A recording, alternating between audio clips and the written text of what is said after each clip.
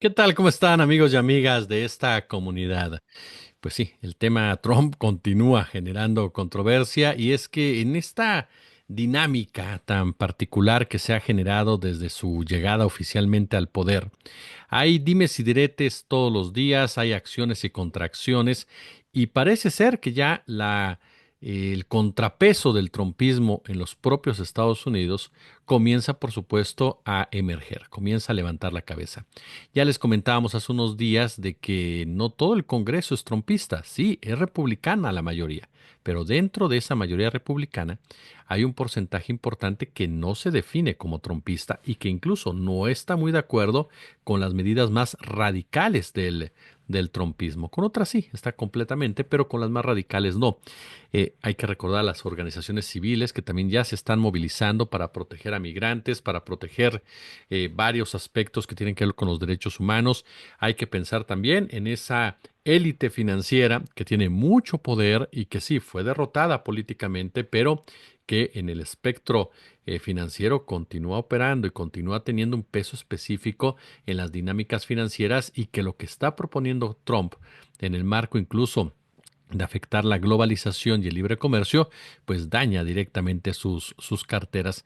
Y en ese sentido, México, en ese escenario, México tendrá que jugar cada una de sus cartas para no ser avasallado, para no enfrentar solo a Trump a Estados Unidos, que tratará de aprovecharse las asimetrías que existen entre ambos países.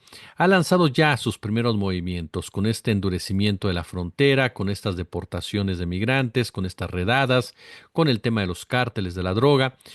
Son las primeras medidas de Trump. Por un lado, se muestra inflexible, duro, agresivo, y por el otro, Marco Rubio, que es un personaje con el cual no puedes confiar, jamás puedes confiar en Marco Rubio, toma la llamada, toma el teléfono y le marca a Juan Ramón de la Fuente, tratando de acercar posturas o por lo menos demostrar que hay un diálogo, que hay una disposición a platicar. La gran pregunta es qué se dice en esas reuniones y qué tanto de la Fuente y qué tanto Rubio defiende cada uno de ellos los respectivos intereses de sus países. Es cierto que ninguno de los dos, em, será el que tome la última decisión de lo que ahí se negocie o de lo que ahí se hable. Eso le corresponde directamente a las cabezas de los gobiernos y cada uno de ellos tendrá que asumir lo propio. Por supuesto que Trump, en cuanto tenga algo que festejar, lo hará en grande, lo hará sumamente destacado, porque a final de cuentas así opera Donald Trump. Ya vimos lo que pasó durante el sexenio de Andrés Manuel López Obrador, en donde incluso el propio presidente de la República en su momento reconoció que se arrepentía de haber aceptado el tema migratorio, de haber aflojado en la negociación del tema migratorio, cuando se amenazaba con imponer un arancel de 25% que golpearía directamente la economía de nuestro país. Fue una decisión que el propio López Obrador señaló en su momento, costó mucho, pero mucho trabajo por las implicaciones que traería en el aspecto humanitario. Pero Trump así jugó sus cartas, aprovechándose, por supuesto, que nuestro país no se encontraba en la situación que ahora se encuentra. Y eso es algo que la doctora Sheinbaum no puede perder de vista. Es cierto, no quiere decir que México sea una superpotencia, no, pero está sólido en muchos aspectos y sobre todo es necesario. Ese es el gran tema aquí. ¿Es o no es necesario México para los planes del propio Trump? Por supuesto que lo es. ¿Es o no es necesario México para los planes de China? Por supuesto que lo es. Tiene que saber México negociar en ese sentido y decir, por aquí. ¿Por qué? Porque el necesario soy yo. Y aun y cuando te puedan amenazar y decirte, sí, pero si de repente yo te corto esto, yo te impongo esto, te voy a aislar, las consecuencias van a ser para ambas partes. En una guerra comercial, en una guerra arancelaria, no gana nadie. Es cierto que el más fuerte termina imponiéndose, pero los daños son serios. Y conforme van avanzando, los diversos sectores involucrados comienzan a levantar la voz y comienza a generarse molestia incluso entre la propia ciudadanía, que se ve dañada en el tema, por ejemplo, de la inflación y todo eso. Entonces estamos precisamente en una situación muy interesante de este ajedrez político y las últimas noticias que quiero compartir con ustedes van de la mano con ello. Ya les decíamos en alguna ocasión que Trump quería jugar ajedrez con la doctora Claudia Sheinbaum y que lanzaba precisamente sus armas de manera muy clara. Pero antes de ir con la profundización de este tema, bueno, ¿qué es lo que ha dicho Donald Trump? Primero, las derrotas de Donald Trump, que ya empezó a recibirlas rápido. Un juez federal de Seattle ya bloqueó este jueves la aplicación por parte del gobierno del presidente Trump de una orden ejecutiva que recorta el derecho a la ciudadanía automática por nacimiento en Estados Unidos, calificándola de descaradamente, fíjese usted, descaradamente constitucional. El juez federal John Counterworth, a instancias de cuatro estados liderados por demócratas, emitió una orden de restricción temporal que impide a la administración aplicar la orden que el presidente republicano firmó el lunes durante su primer día en el cargo. En su decreto, Trump ordenó a las agencias estadounidenses que se nieguen a reconocer la ciudadanía de los niños nacidos en Estados Unidos si su madre o si su padre pues son de otra nacionalidad. Es decir, en pocas palabras, tienen que tener sangre norteamericana. Me cuesta entender cómo un miembro de la abogacía puede afirmar inequívocamente que este decreto es constitucional. Fue lo que dijo el juez a un abogado del Departamento de Justicia de Estados Unidos que defendía la medida de Trump. Simplemente me deja perplejo, fue lo que le dijo. Los estados de Washington, Arizona, Illinois y Oregón argumentaron que la orden de Trump violaba el derecho consagrado en la cláusula de ciudadanía de la decimocuarta enmienda de la Constitución, que establece que cualquier persona nacida en Estados Unidos es ciudadana. Es un decreto descaradamente inconstitucional, dijo el juez, y que por cierto le generó a Trump y a sus seguidores una serie de acusaciones de fascismo, en pocas palabras, de un fascismo que ya vimos hace algún tiempo y que aun y cuando hay muchas voces expertas que también dicen este fascismo está medio decolorado en algunos puntos por el momento que se está viviendo, no deja de ser preocupante por lo que hemos explicado ya en otras oportunidades. Más allá de que son medidas que, como estamos viendo, se van a enfrentar a cuestiones jurídicas y muy probablemente las tumben, lo cierto es que generan xenofobia, generan racismo, generan violencia en contra de las comunidades vulnerables y alimentan ese discurso por parte de una supremacía racial que hoy por hoy está sumamente espantada por la simple y sencilla razón de que comienza a darse cuenta de que el mundo que han creado y del cual les han contado, pues se resquebraja de una manera o de otra. Por eso la postura de Trump en Davos tan agresiva, en donde reta la multilateralidad del mundo y en donde abiertamente señala, ¿no? Quien quiera hacer negocios con Estados Unidos tiene que llevar sus fábricas a Estados Unidos. De otra manera, cuando vayan a entrar sus productos, les vamos a cobrar un arancel de 25%. Trump maneja mucho el término arancel y lo ha vendido a la sociedad norteamericana como una palabra hermosa. En realidad no es tan positiva y ahí están los números. Cuando Trump aplicó esta guerra arancelaria en la primera etapa de su mandato, los resultados fueron sumamente negativos para la economía de Estados Unidos, para diferentes inversiones y golpearon finalmente al bolsillo del trabajador y no consiguió absolutamente nada de lo que quería, que era la reindustrialización norteamericana.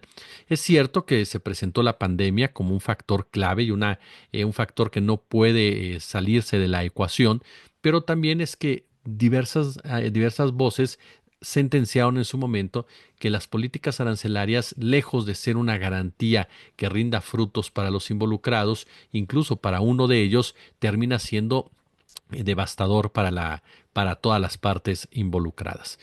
Trump ha tomado la determinación de desoír esto, confiado precisamente en el poderío, dice, en la fortaleza que emana de su propio país, un país endeudado, un país que tiene serios problemas ya también de credibilidad, un país que es retado incluso en conceptos bélicos y un país que más que otra cosa me da la impresión de que Trump asume esa postura del radicalismo machista, es decir, esos personajes que ante el embate, ante la realidad que cada día los debilita más, deciden jugarse el resto y mostrarse agresivos, poderosos, como si nada les afectara, como si todos, como dijo Trump, nos necesitaran en un momento dado. Esa actitud que sí se enmarca muy bien en el hacer América grande otra vez, pero que dista mucho de ser una realidad. Trump incluso amenazó directamente a Rusia con imponerle aranceles, con imponerle sanciones si no llegaba a un acuerdo con Ucrania. Y la respuesta de Ucrania fue, de Rusia fue, nos vamos a tomar una semana para pensarlo, pero la negociación negociación va a ser de igual a igual. Así lo dijo con toda la calma del mundo el gobierno, el gobierno ruso. Entonces me parece que esta diatriba trompista comienza a toparse con un mundo que no está dispuesto a echarse para atrás. Ya está la amenaza también contra los BRICS, de influir, de presionar a países integrantes de los mismos para que ya no avancen, para que ya no consoliden un nuevo régimen monetario. Pero la gran pregunta es si esos países se van a echar para atrás cuando sus dos partes más importantes, China y Rusia, se han mantenido tan firmes en las últimas horas, incluso mostrando en todos los sentidos y en muchos aspectos, ¿no?, la alianza que emana de ellos. Ahora, en el caso de México, ¿qué dijo Trump en el marco del Foro Económico Mundial? Dijo, una cosa que vamos a exigir es respeto a otros países. De Canadá, por otro lado, tenemos una relación. De Canadá, dijo. Por otro lado, tenemos una relación muy buena con México. La situación ha mejorado en los últimos años. Lo más importante es asegurar la justicia entre ambos países. Fue lo que dijo en una videoconferencia. Fue un momento inusual que brindó a un puñado de ejecutivos empresariales la oportunidad de preguntar públicamente al presidente sobre cuestiones que afectan a sus negocios o en algunos casos a sus inversiones, proyectos o intereses específicos. Algunas de sus críticas más duras se reservaron para los aliados tradicionales de Estados Unidos como Canadá y la Unión Europea, a los que volvió a amenazar con nuevos aranceles al tiempo que les reprochó que tengan superávits comerciales con Estados Unidos. Incluso Trump prometió reducir la inflación con una mezcla de aranceles, desregulación y recortes de impuestos, junto con su mano dura contra la migración ilegal y su compromiso de convertir a Estados Unidos en un centro de inteligencia artificial, criptodivisas y combustibles fósiles. Es parte de su estrategia. Dijo, tiene Estados Unidos la mayor cantidad de petróleo, de gas que cualquier país de la Tierra. Vamos a usarlo, dijo Trump. Esto no solo reducirá el costo de prácticamente todos los bienes y servicios, sino que convertirá a Estados Unidos en una superpotencia manufacturera. Menciona que el presidente de los Estados Unidos, al que los organizadores invitaron a acudir a la edición del próximo año, pues se quejó de que la Unión Europea trata a su país muy, muy injustamente en términos fiscales, en términos regulatorios, frente a lo cual dijo Washington va a tomar medidas, pero siendo constructivo. Fue lo que señaló en torno precisamente a este tema e insistió, con México vamos bien. Eso es lo que señaló el presidente de los Estados Unidos. Ahora, mencionarle en otro de los puntos de derrota de Trump que el alcalde del Paso ya afirmó que no va a participar en las redadas contra migrantes, mencionó que no tiene los recursos necesarios para hacer cumplir las leyes de inmigración. Esta postura, ¿no?, fue respaldada por el sheriff de esta localidad, en donde existe un porcentaje muy importante de hispanos o de ciudadanos de origen hispano. Y en ese sentido, durante la mañana, la doctora Claudia Sheinbaum, la presidenta Claudia Sheinbaum, durante la mañanera, fue enfática en dar a conocer cifras, datos, aquí lo compartimos, de la importancia que tienen los latinos en Estados Unidos, asumiendo incluso Sheinbaum la defensa en general de Latinoamérica en territorio norteamericano, asumiéndose como una voz cantante en la negociación, en donde se verían implicadas no solamente los intereses mexicanos, sino también los intereses de los hermanos latinoamericanos. Ya lo decía Sacia Alejandra en esta charla que tuvimos con ella, México tiene que abrazar a la patria grande, México tiene que jugar directamente con América Latina. ¿Por qué? Porque una América Latina unida, una América Latina sólida, una América Latina que tenga muy claro hacia dónde va, es realmente un enemigo que le preocupa a los Estados Unidos y es un área que no le interesa tener en contra, sobre todo en un escenario como el que se está viviendo financieramente y comercialmente. Por eso siempre ha buscado destruir esa unión, por eso infiltró en su momento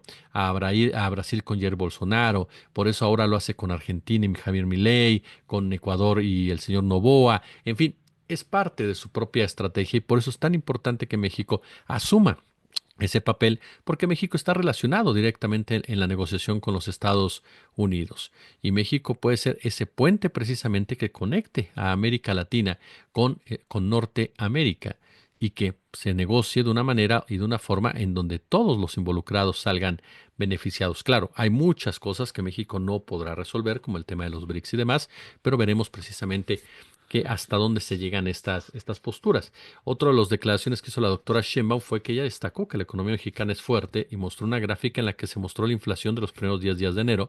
Y dice, para quien dice que la economía mexicana no es fuerte, somos fuertes allá y somos fuertes acá. Fue lo que sentenció la mandataria. Mire, lo hemos comentado en otras ocasiones, no puedes confiarte de que Donald Trump hoy diga una cosa y mañana otra.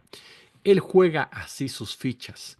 Lanza, por supuesto, una andanada agresiva, como la que hemos estado viendo, que va más dirigida hacia su target, hacia su audiencia, que vean que está cumpliendo con lo que prometió, ¿no? Durante la campaña, que sientan una empatía hacia los movimientos de su presidente.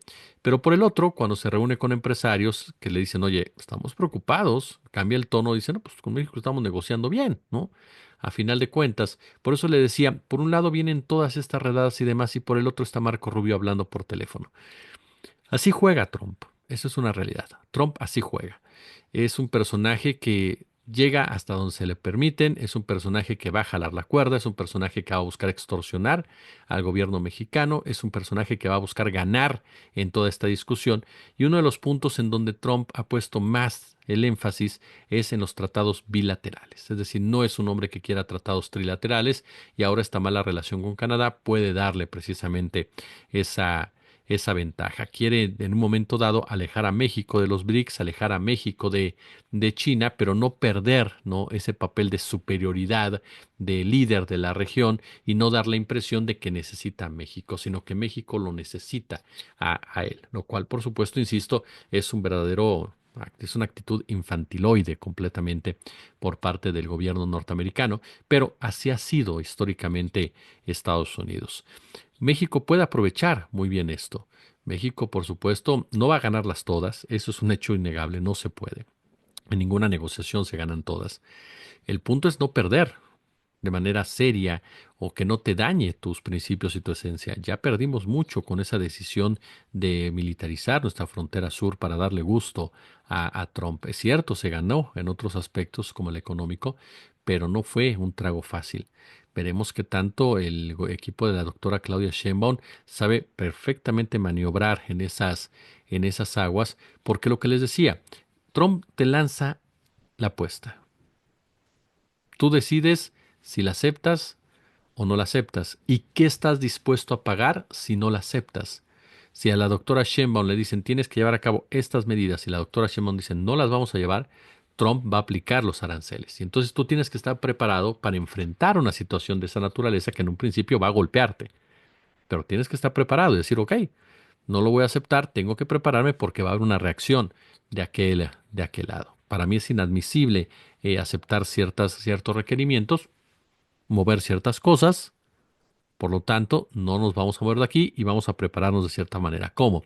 Fortaleciendo tu industria, por supuesto, siendo tú la que reindustrialice tu papel, que eso es un factor muy importante, muy, pero muy importante, y llevando a cabo alianzas, alianzas, como les decía, con personajes, con organizaciones quienes están en contra de las posturas de Trump. No todos Estados Unidos es trumpista, no todos los entes de poder en Estados Unidos son trumpistas. Quieren dar a conocer esa idea, ¿no? Quieren dar a conocer ese concepto de que todo mundo es trumpista en Estados Unidos o que el trumpismo ha avasallado, ¿no? A los Estados Unidos. La realidad es que no es así. La realidad, en muchos sentidos, es que hay sectores que están ahí y que comienzan a organizarse, que comienzan a organizarse. Ahora, hay un factor muy claro en todo esto. En esta relación, la doctora Sheinbaum ha sido la adulta, ha sido la persona que se comporta de una manera que no le ha dado tregua a Trump y no le ha dado espacio a Trump para que pueda lucirse o para que pueda pasarse de la raya. Por eso la negociación ya va más enfocada a otros intereses, intereses en donde Estados Unidos tratará de seducir a México a la buena o a la mala para alejarlo completamente de los BRICS, para alejarlo completamente de los chinos, para tratar de fortalecer lo que es el área de Norteamérica, siempre y cuando, claro, Estados Unidos salga ganando. Y uno de los puntos que buscará Trump en ese sentido tiene que ver con lo que ya anunció, migración y delincuencia organizada. ¿Necesita Trump algo que presumir? La pregunta es, ¿qué tanto cederá el gobierno mexicano en ese afán precisamente de Trump de decirle a sus seguidores, ya ven, endurecí más las políticas migratorias, ya ven, logré que México aceptara que entráramos a su país a detener narcotraficantes y demás? Vamos a ver qué es lo que pasa, porque por lo pronto Trump ha comenzado a perder algunas y buscará presionar otras para tratar, por supuesto, de ganar. Lo único cierto, y concluyo con eso, es que no se le puede creer a su discurso conciliador ni a su discurso agresivo.